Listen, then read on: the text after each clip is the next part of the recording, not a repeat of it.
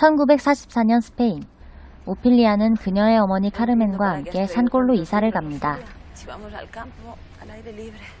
오피리아의 새아버지가 정부군 소속 장교인데 그의 근무지가 산골에 있기 때문입니다. 그와의 사이에서 카르멘은 아이를 가져 만삭에 힘겨운 상태입니다. 잠시 차를 멈추고 카르멘이 숨을 돌리는 동안 오피리아는 이상한 비석을 발견해 틈새에 돌을 맞춰 넣습니다.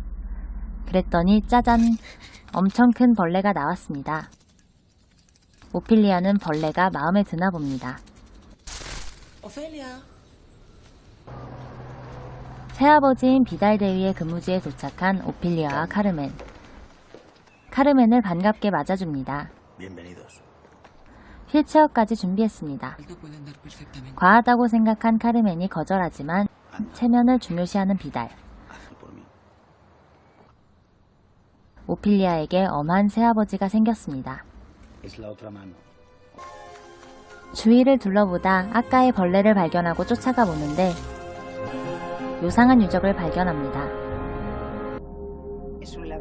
안은 미로로 되어 있다고 설명하는 메르세데스. 그녀는 비달 대위의 가정부입니다.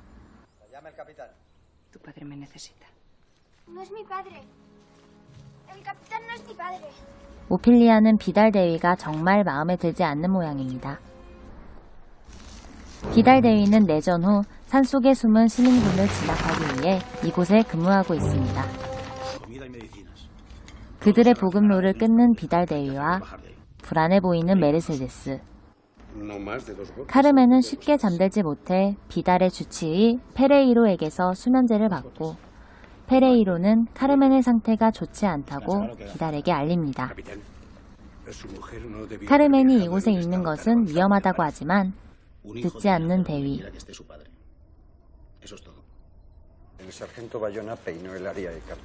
비달의 부하가 숲속에서 한 부자를 발견하고 그들은 시민군이 아니라고 하지만 비달은 그들을 아주 잔인하게 죽입니다. 한편 오피리아의 방에 벌레가 또 나타나고 짜잔! 모습이 변한 벌레. 그는 골룸을 닮은 요정이었습니다. 요정을 따라 도착한 미로에서 판을 만나게 되고 지하왕국의 공주라는 말을 듣게 된 오피리아. 임무 3가지를 완수하면 지하세계로 돌아갈 수 있고 임무는 선택의 책이 알려준다고 합니다. 판의 지시대로 혼자 있을 때 책을 열어보는데 첫 번째 임무가 나타납니다. 메르세데스에게 그동안 있었던 일을 설명하는데 판을 조심하라는 메르세데스. 그때 메르세데스는 비달 대위의 부름을 받고 식량, 의료품 등이 있는 창고의 열쇠를 비달 대위에게 맡기게 됩니다. 시민군에게 물자가 들어가지 못하도록 막기 위함인 듯합니다. 비달 대위는 탐색 중 시민군의 흔적을 발견하고 그곳에서 항생제를 발견합니다. 오피리아는 첫 번째 임무를 해내기 위해 책의 그림을 따라옵니다. 죽어가는 나무를 살리기 위해 나무의 뿌리 속에 들어가는데 커다란 콩벌레들이 가득합니다. 더 깊숙이 들어가자 그곳에는 엄청 커다란 두꺼비가 있습니다. 두꺼비에게 훈수를 둡니다. 깡이 정말 센 오피리아. 기지를 발휘해 판이 준 마법의 돌을 두꺼비에게 먹이는 데 성공하고 두꺼비는 엄청난 양을 토해내고 죽습니다. 토에서 열쇠를 발견하고 첫 번째 임무를 완수합니다. 성공한 오피리아를 보고 행복해 보이는 판과 요정. 다음 임무를 위해 분필을 주고 보름달이 뜨기 전 남은 임무를 완수하라고 합니다.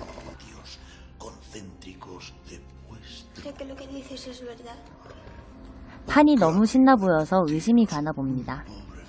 미심쩍어 보이지만 일단은 믿어보는 오피리아. 선택의 책에 두 번째 임무를 묻지만 책에 피가 가득합니다. 그때 피를 쏟고 있는 카르멘을 발견합니다. 카르멘의 상태가 많이 좋지 않은 모양입니다.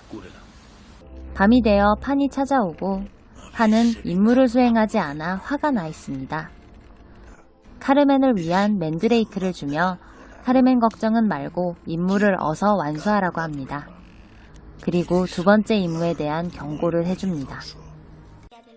분필로 문을 그리고 들어가 제한 시간 내에 어떤 물건을 찾아 돌아와야 하며 그곳에 있는 음식은 절대 손대지 말라는 것입니다. 실제로 그곳에는 맛있는 음식들로 가득합니다. 그런데 웬 괴물도 같이 있습니다. 정말 겁이 없는 오피리아. 접시에 눈알이 있습니다. 주위를 둘러보니 괴물이 아이들을 잡아먹은 흔적이 보입니다. 그리고 열쇠 구멍을 발견하는데 두꺼비에게서 얻은 열쇠로 날카로운 칼을 얻는 데 성공합니다. 그대로 나오면 되는 건데 영화에서 나오는 경고는 역시 무시해야 제맛입니다. 오피리아는 포도가 정말 좋은 모양입니다. 예상대로 움직여주는 괴물. 누나를 손에 넣는데 왠지 귀여운 자세가 되었습니다.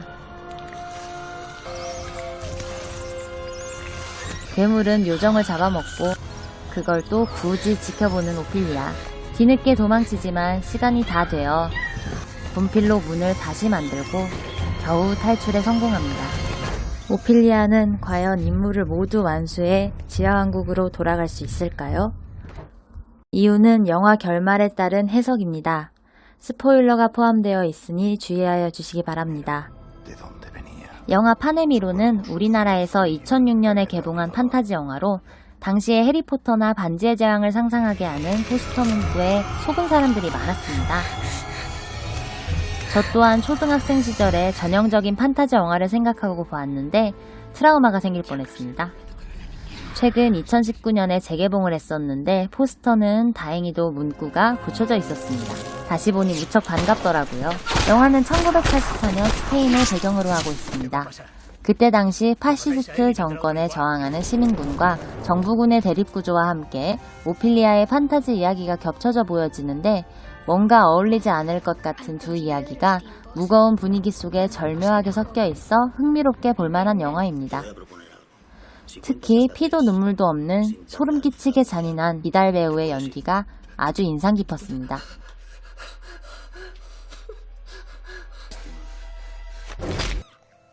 이유는 지극히 주관적인 해석입니다. 영화의 결말은 지상세계와 지하세계에서 대비되는 오피리아의 모습을 보입니다.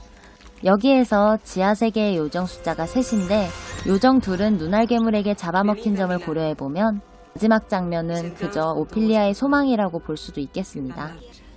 메르세데스가 판을 조심하라고 말을 한 점, 판의 말이 뭔가 의심스러웠다는 점, 인물을 나타내는 책의 이름이 선택의 책이라는 점, 오피리아의 실패에 스스로 미천하다고 말했던 판이 공주라고 하는 오피리아에게 불같이 화를 내고 위협했다는 점을 보면 오피리아의 새 임무는 오피리아를 위한 것이 아니고 판을 위한 것이며 판은 순수한 오피리아를 꼬드긴 후 동생을 달라는 자신의 말을 듣지 않자 오피리아를 죽음 속에 내몬 것이라고 생각할 수 있겠습니다.